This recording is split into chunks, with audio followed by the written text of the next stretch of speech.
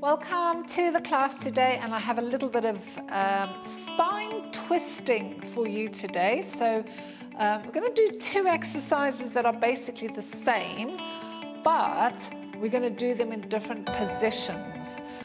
And we'll just experiment with and see how that is. So you don't need any equipment. I have got a block and a cushion for when I come down into side lying, but you can use a pillow as well, or you don't need to use anything. So to start with, we will have our feet hip width apart, and you want to make sure that you've got some space around you. As she says that, she hits the wall. So just double check and make sure that you're not going to smack anything. So feet are hip width apart, and we're standing nice and tall. Okay, I'm actually going to turn to the side for this. So the arm wants to be out to the front of you, and just be aware that you're not poking your bum out or other way. You're not going doing a posteriorly tilt. So you want to stand nice and tall, and engage the tummy. So when you lengthen the spine, you naturally will hug into the belly a little bit. So just think of growing nice and tall. So have your palms facing the ceiling. Now left hand, I'm going to take it out to the side. And now I'm going to allow the arm to go back. But what I'm trying not to do is let the hip move. Okay, so I'm going to exaggerate. You're trying not to do that kind of thing. The pelvis wants to stay completely still. It's only the spine that is moving. So left hand, let your eyes follow the hand, and then turn. And then bring it back, and then other side. Hands out to the side, and turn. So you might find that you can't go very far without your hips moving. That's fine. As you warm up, your body will let you go a little bit further. So these are standing arm opens. We really want to focus on the rotation of the spine, getting that nice stretch across here, but you're trying not to put your shoulder into any funny position. And then bring it back. And just noticing which side feels tighter or looser. Okay. So now, when you take your left hand out to the side, just hold it there for a moment and almost think of nudging that left hip. I'm going to exaggerate it. You're trying to nudge that left hip slightly forward, but you're actually just trying to stop the hip from going back. So you're just trying to engage it a little bit to lock it into position. And then bring it back. And then right hand. Take it out, and then just nudge that right hip slightly forward. And then bring it back. So I'm just going to face you. So I'm going to exaggerate what might happen in the body. It's a good one to do in front of a mirror, this one. So as you take your arm out, you might be able to control this one completely, but when you take your other arm out, you might get some undue movement. So especially if you're feeling any funny things in the knee, any funny sensation, then that is a cue that your hip is moving.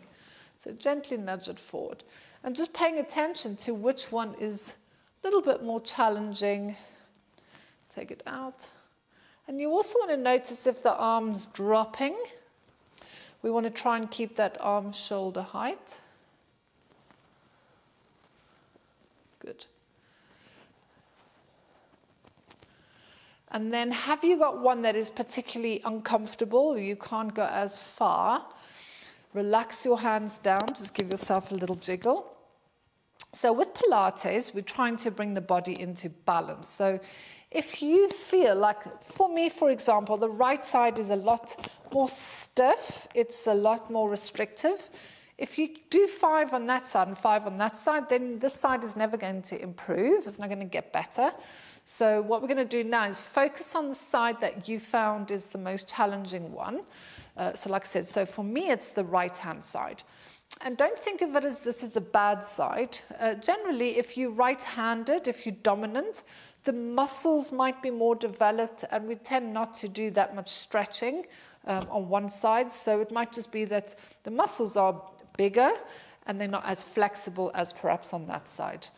So don't look at it as a negative thing. Everybody has these imbalances. This is why Pilates is so fabulous, because it tries to bring that balance and reduce these issues that imbalances can bring into the body. So I'm going to do my right-hand side. You might want to do your left. So let's just do a few more.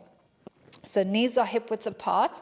Anchor the pelvis into position. We don't want the pelvis to move. And then whatever side you're going to, you can go off. So eyes to hand, and then turn, nudge the hips slightly forward, and then bring it back. So the same side the whole time, whatever side is your more challenging one.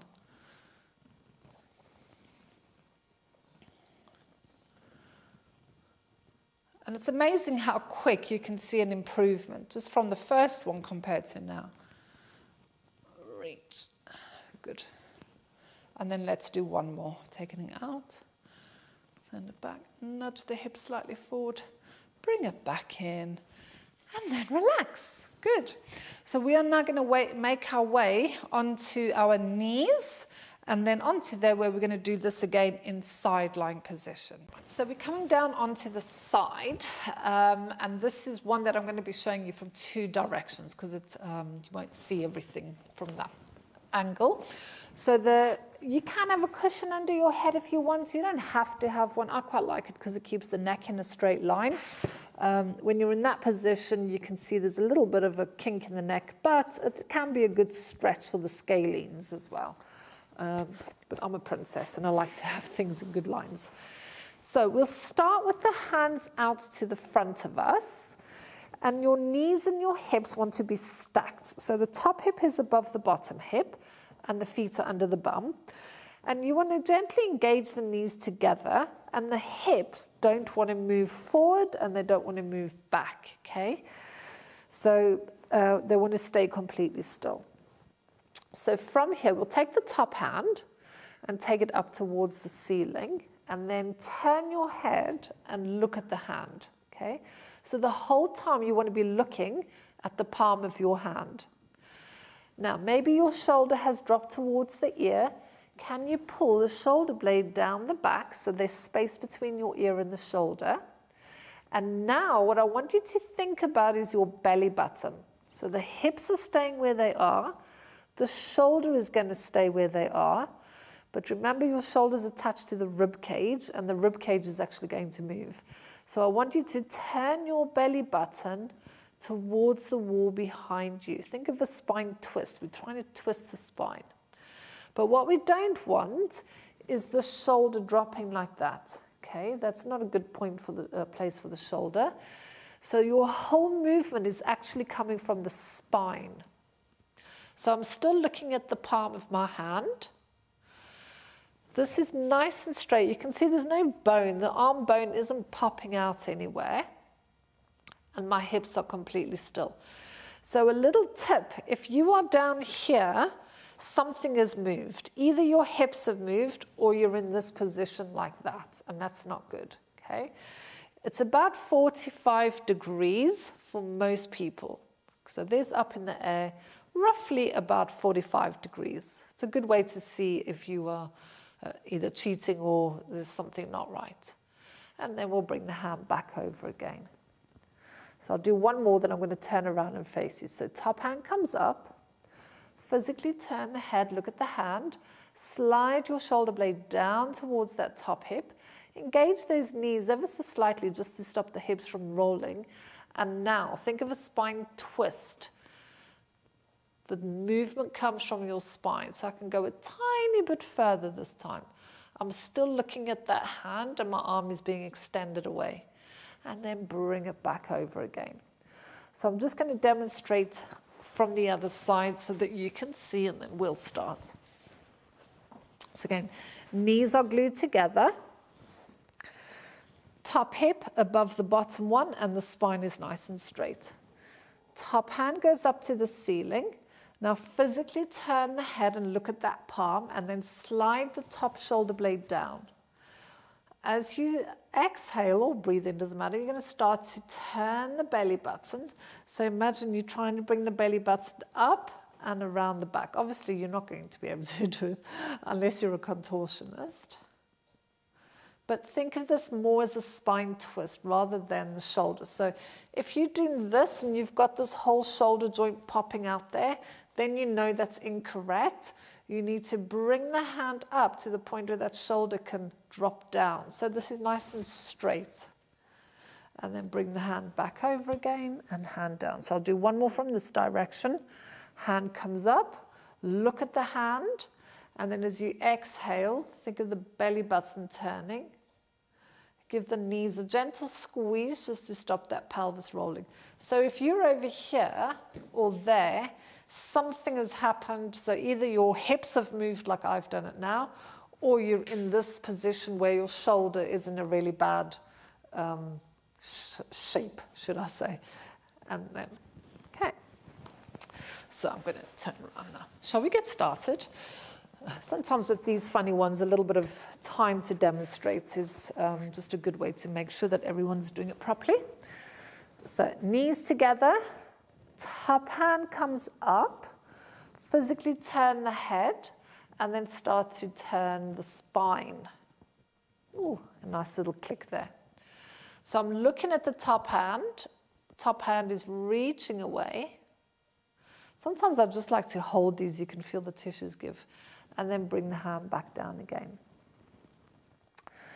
So if you want to include breath, if you don't, just carry on breathing normally. Otherwise, you inhale as you go up, head looks at the hand, and then exhale as you turn. And you'll find with each one of these, you can go a little further. But make sure that it's not coming from the pelvis moving, and it's not coming from the shoulder from being in a wrong position. So I'm looking at the hand, and now I'm turning. Now, if you want to get a tiny bit more out of this, you're not going to actively move this top hip forward. You're just going to engage it, like almost give it a little tiny nudge forward. So think of what we did in standing.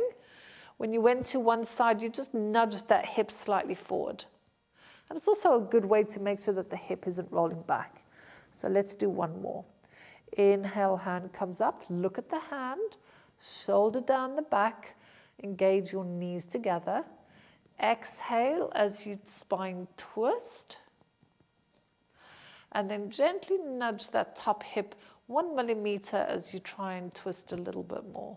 So you can see how much I've improved just in those few reps. And then come back over the top again. Marvelous. Let's do the other side. So pay attention to the sides, because like with everything else in Pilates, you'll probably find that one is a little bit more stiff than the other one, or a little bit looser than the other one. So knees are together, top hip is above the bottom, hands out to the front. Inhale, hand comes up, physically look at the hand, top shoulder blade goes down the back, and then as you exhale, twist. So that's quite stiff on that side. And then come back to the front. And we're just going to go again. Breathing in, hand comes up, look at the hand, shoulder blade down the back, give the knees a tiny little squeeze, and then turn the belly button. And then come back again. So just carry on. Inhale and exhale. And if you want to do that little nudge, tiny, tiny, tiny little nudge with that top hip, you can. So imagine that if you're going to do the little nudge, I don't want to see it. So you've got to pretend it's a little secret. It has to happen inside of your body. I don't physically want to see it happen. So more like you just engage in that pelvis. And the differences with this, you might feel the difference across the chest, you might feel it in the back, all sorts of different places where you can feel this. So hopefully you've noticed that one feels a bit more challenging. Now what we're going to do is go back to that one. So again, I'm going to stay on this side.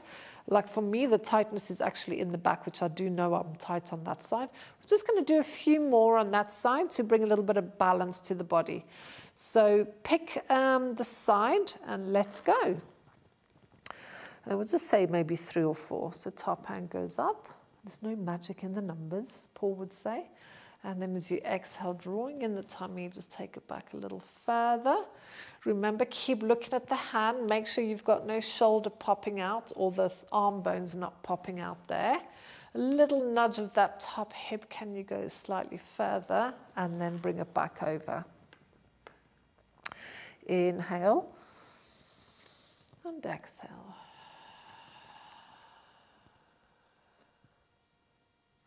And bring it back. Good.